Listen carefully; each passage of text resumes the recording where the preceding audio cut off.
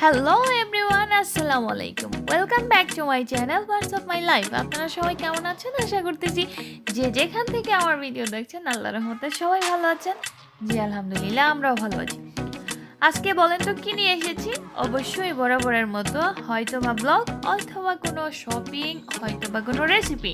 তো সেক্ষেত্রে আজকে আমি নিয়ে এসেছি বালুশাহী মিষ্টি রেসিপি। আর সেটা যদি হয় একদম পারফেক্টলিভাবে তৈরি, তাহলে তো কথাই নেই। একদম দোকানের মতো তৈরি করে নিতে পারেন বালুশাহী মিষ্টি আপনি নিজে বাসায় বসে।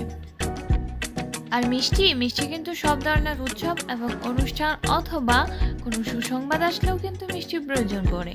আর বাংলাদেশে আমরা যারা আছি, বাঙালি আছি, আমরা কিন্তু মিষ্টি খেতে সবাই অনেক পছন্দ করি। আর সেক্ষেত্রে আমাদের কিন্তু সবারই পছন্দ হচ্ছে এই মিষ্টি। তো সেক্ষেত্রে বালুশাহী একটা অন্যতম মিষ্টির উৎস হিসেবে আছে, কারণ সব মিষ্টির সাথে বালুশাহীও আছে। তো এই বালুশাহী মিষ্টিটা খেতে খুবই ভালো, খুবই মজাদার। আর ফার্স্ট টাইম আমি তৈরি করেছি, আর সেটাই আমি আজকে আপনাদের সাথে শেয়ার করার জন্য চলে এসেছি। অনেকেই হয়তো বা জানেন কিভাবে বালুশাহী মিষ্টি তৈরি করে, আবার অনেকেই হয়তো জানেন না। আর এটা কিন্তু আমি ফার্স্ট টাইম করেছি। তো আমারটা কেমন হয়েছে অবশ্যই কমেন্টের মাধ্যমে জানিয়ে দিবেন। আর যারা প্রথম তৈরি করবেন তাদের জন্য একটা পারফেক্টেবল একটা ভিডিও হতে পারে, কারণ আমিও প্রথম তৈরি করেছি, আপনারাও প্রথম তৈরি করবেন। তো সেই ক্ষেত্রে কেমন হয়েছে সেটা কিন্তু আপনারা বিচার করতে পারবেন। তো যাই হোক, আর বেশি কথা বলবো না, চলুন আমার মেইন প্রসেসে যাওয়া যাক। কিভাবে আমি তৈরি করেছি সেটা অবশ্যই আপনাদের সাথে শেয়ার করব। চলুন। তো এখানে আমার মিষ্টির জন্য লাগবে অল পারপাস ফ্লাওয়ার। আপনারা প্রয়োজন অনুসারে নেবেন। আমি এখানে 3 কাপ নিয়েছি, আপনাদের মেম্বার অনুসারে বেশিও নিতে পারেন। এখানে নিয়েছি হাফ চা চামচের মতো বেকিং পাউডার, ছোট চামচের 1 চামচের মতো লবণ। তারপর শুকনো উপকরণগুলো ভালো করে একসাথে মিশিয়ে নিব।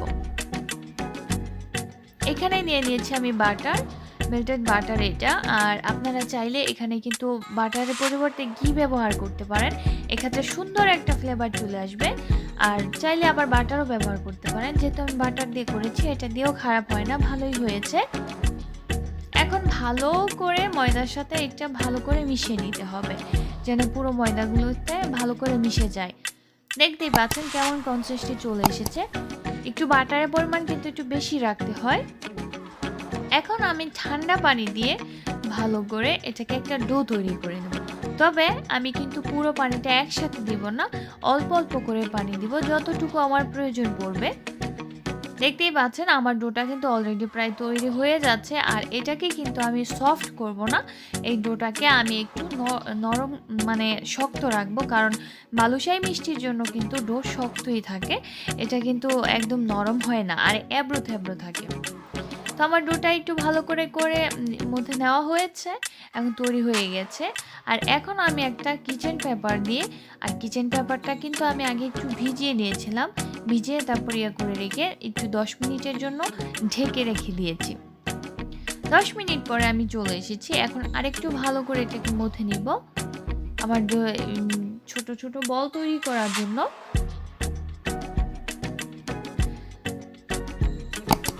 এখন আমি এগুলাকে একটু বিভিন্ন আকৃতির শেপ দিয়ে দিব, আপনারা যে কোনো আকৃতির করে নিতে পারেন। আর বালুশাহী কিন্তু বেসিক্যালি এরকমই হয়, ভিতরে কোনো পুর দেওয়া হয় না। আপনারা যদি চান তাহলে কিন্তু ভিতরে পুর দিতে পারেন, তবে আমি এটা একটু ভিন্ন স্টাইলে করেছি। এর ভিতরে আমি পুর দিয়েছি, আর সে পুরটা হচ্ছে মাওয়া দিয়েছিলাম। তো এর ভিতরে আমি মাওয়া দিয়ে দিয়েছি। আমার ঘরে তৈরি কিভাবে মাওয়া তৈরি করেছি সেই ভিডিওটা কিন্তু আমার চ্যানেলে আছে, আমি ডেসক্রিপশন বক্সে এর লিঙ্কটা দিয়ে দিব, অবশ্যই আপনারা চাইলে দেখে নিতে পারেন। এখন ভিতরে দিয়ে ভালো করে বন্ধ করে দিতে হবে উপরের অংশটা। আর পুরাতন কথা বললেই নাই, আবার বলতেও হয়, যদি আপনারা আমার চ্যানেলে নতুন হয়ে থাকেন অবশ্যই কিন্তু আমার চ্যানেলটা সাবস্ক্রাইব করবেন, সাবস্ক্রাইব করে আমার সাথেই থাকবেন। আর অলরেডি যারা আমাকে সাবস্ক্রাইব করে আমার সাথে আছে সবাইকে অসংখ্য ধন্যবাদ জানাচ্ছি আমার সাথে থাকার জন্য, আমাকে এভাবে সাপোর্ট করার জন্য।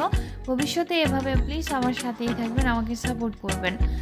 আর যদি ভালো লেগে থাকে তাহলে অবশ্যই একটা লাইক দিয়ে দিবেন, কমেন্ট করে জানাবেন। আর যদি বেশি ভালো লাগে ফ্যামিলি এবং ফ্রেন্ডসের সাথে শেয়ার করে দিতে পারেন। আমি এখন এটাকে 3টা শেপে করে দিচ্ছি। একটা গোল করেছি, এর ভিতরে পুর দিয়েছি, আর একটাতে আমি পুর দেই না, একটু অ্যাব্রো থ্যাব্রো আকৃতির আছে। আরেকটা আমি করে নিয়েছি স্টার আকৃতির। আপনারা যে কোনো আকৃতির করে নিতে পারেন অথবা গুলি রাখতে পারেন। আমার একটা স্টেপ ডান, এখন সেকেন্ড স্টেপে এসেছি। এটার জন্য আমাকে করতে হবে চিনির শিরা তৈরি করতে হবে। তো এর জন্য আমি নিয়েছি 2 কাপ চিনি। আপনাদের প্রয়োজন অনুসারে নেবেন, আপনারা যতটুকু খান ওই অনুসারে। আর দিয়েছি 1 কাপের কিছুটা বেশি পানি দিয়ে দিয়েছি। তো এখন এটাকে আমি ভালো করে করে দিতে হবে, নাড়াচাড়া নিয়ে দিতে হবে। আর এখানে দিয়েছি 3-4টা এলাচ, সুন্দর একটা ফ্লেভার আসার জন্য। ভালো করে নেড়ে দিচ্ছি। যখন বলক চলে আসবে তখন এর মধ্যে দিয়ে দিচ্ছি লেবুর রস। লেবুর রসটা দেওয়ার একটাই কারণ, যেন পরবর্তীতে আমার শিরাটা জমে না যায় এবং একটু আঠালো না হয়ে যায়। এর জন্য লেবুর রস দিলে এটা আর হবে না, সুন্দর থাকবে। অন্যদিকে আমার শিরা তৈরি। এখন আমি বালুশাহিগুলো একটু ভেজে নিব, যেগুলো আমি তৈরি করেছিলাম। এখন ভেজে নেওয়ার জন্য তেল দিয়ে দিচ্ছি একটা ফ্রাই প্যানে। আপনারা যদি চান ডুবো তেলেও ভাজতে পারেন অথবা অল্প তেলেও ভাজা যায়। এখন আমি একটু তেল দিয়ে দিয়েছি আর একটা একটা করে দিয়ে দিচ্ছি বালুশাহি যে বানিয়ে রেখেছিলাম। খুবই অল্প আছে কিন্তু বালুশাহিগুলো ভাজতে হবে, বেশি আছে ভাজলে হয়তো ভিতর থেকে হবে না, বাইরে হয়ে যাবে। আর যখন আপনারা এর ভিতরে কোনো পুর দিবেন, যদি চান ক্রিমও ইউজ করতে পারেন, তখন কিন্তু এর ভিতরটা ভালো করে বাহির অংশটা ভালো করে করে দিতে হবে, বন্ধ করে দিতে হবে, নয়তো কিন্তু এর থেকে বের হয়ে যাওয়ার সম্ভাবনা থাকবে। আমার কিন্তু প্রায় হয়ে গেছে, দেখতেই পাচ্ছেন বাদামি কালার হয়ে গেছে। বেশি করব না, বাদামি কালার হয়ে গেলে আপনারা এগুলো একটা ছাঁকনি দিয়ে তারপরে নামিয়ে নেবেন। নামিয়ে সরাসরি একদম শিরার মধ্যে দিয়ে দিবেন। তো আমি দিয়ে দিচ্ছি, একদম শিরার মধ্যে দিয়ে দিচ্ছি। আর এই মিষ্টিটা কিন্তু আপনাদের উপর ডিপেন্ড করবে, আপনারা কতটুকু খেতে চান সে অনুসারে কিন্তু আপনারা দিতে পারেন। এখন ভালো করে একটু ডুবিয়ে দিতে হবে যেন শিরাটা একটু ভিতরে যায়। আমি একটু উল্টে পাল্টে দিচ্ছি যেন প্রপারলি ভাবে দুনো পাশেই পায়।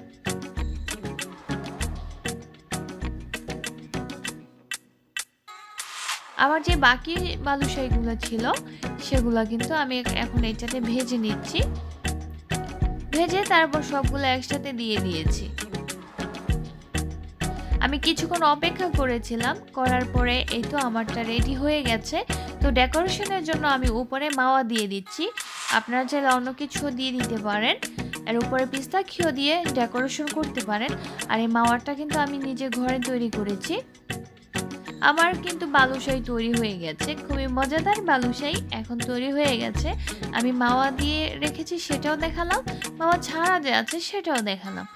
আশা করতেছি আপনাদের কাছে আমার রেসিপিটা ভালো লেগেছে। যদি ভালো লেগে থাকে অবশ্যই কিন্তু আমার সাথে থাকবেন আর একটা লাইক দিতে ভুলবেন না প্লিজ।